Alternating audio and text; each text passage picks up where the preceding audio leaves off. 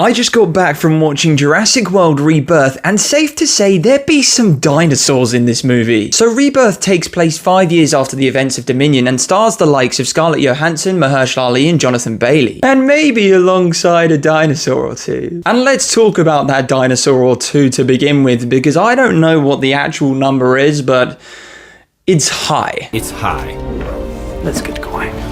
It's very high. And thankfully, what I can say about this movie is that it gets its dinosaur set pieces so right. Your main sequences star the Mosasaurus and the Spinosaurus, the T-Rex, the Distortus Rex or D-Rex, the Quetzalcoatlus, the largest flying reptile, and you also have a beautiful scene with the Titanosaurus, one of my favourite sequences in the movie. No action takes place here, but you know what? It didn't need it. It was just the sheer awe of seeing this massive dinosaur on screen. It gave me chills and was very much reminiscent of the original scene from the first movie. What makes this scene in particular so great is the perspective from which you see the Titanosaurus. The grand scale and sheer size of the dinosaurs very much returns to the franchise in this movie. And I think in part that's down to Gareth Edwards and his directing style, because he did a very similar job in 2014's Godzilla. Lots of shots from ground level looking up at dinosaurs. You also get slow pans across the body of dinosaurs,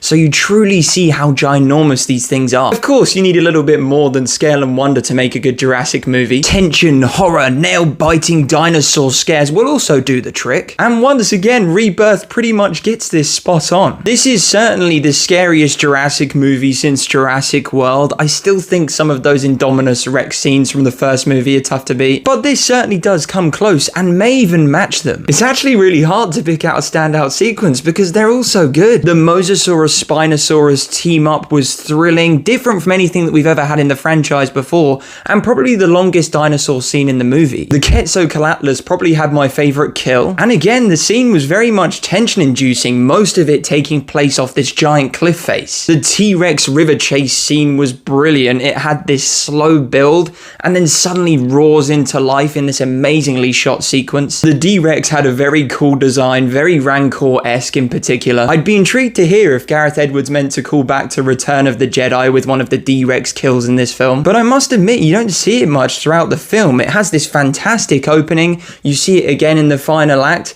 but what, probably 5-6 minutes of screen time, so don't go in expecting a lot of the D-Rex. The Mutodons were actually my surprise standout of the movie. No Velociraptors, don't get me wrong, but they were equally as quick, scary, and intelligent. So yeah, everything dinosaur related in Rebirth is really good. Like, up there. Upper echelon, top tier Jurassic Park world dinosaurs. But yeah, notice how I said dinosaurs, because pretty much everything else in this movie, it's not as good. The first 30 to 45 minutes is this elongated character team building setup that really isn't that interesting. And no slight on the actors, I'm going to put this down to the screenplay, because the character development they tried to set up here is just...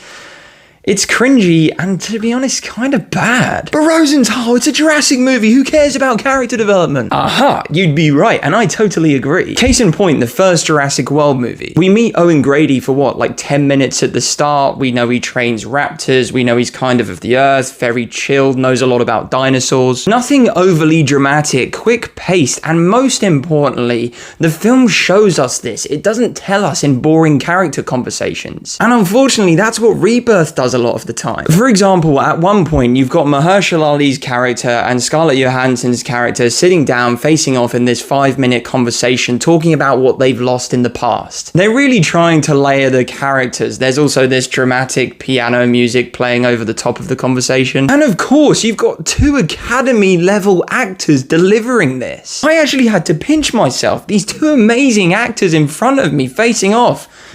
I just couldn't care. Scarlett Johansson's motivations from this conversation are pretty much never used again throughout the rest of the film. Mahershala Ali uses his, but it's in a very cringy way. He looks at this photo at one point in the movie, and I just couldn't stop myself from smirking. You've also got this family of characters as part of the story as well, which is focused on a little less, and to be honest, I preferred that. You know they're a family, you know they kind of love each other, you know they've got these basic family problems that most of us go through, and that works for a Jurassic movie. Basically, what I'm saying with this, if you aren't going to develop your characters to the nines in a Jurassic movie, that's absolutely fine. Most of us care about the dinosaurs anyway. But if you are going to do it, get it right. And unfortunately for me, Rebirth doesn't. And thankfully, after the first act, this is a pretty well-paced movie. I'd say like 40% of the time you're seeing dinosaurs on the screen and you can just enjoy the action unfolding before you. But yeah, overall, Rebirth, I was entertained. I did enjoy it, but it was very much a mixed bag. I'm gonna let it simmer before I rank it against the rest of the franchise, but for now,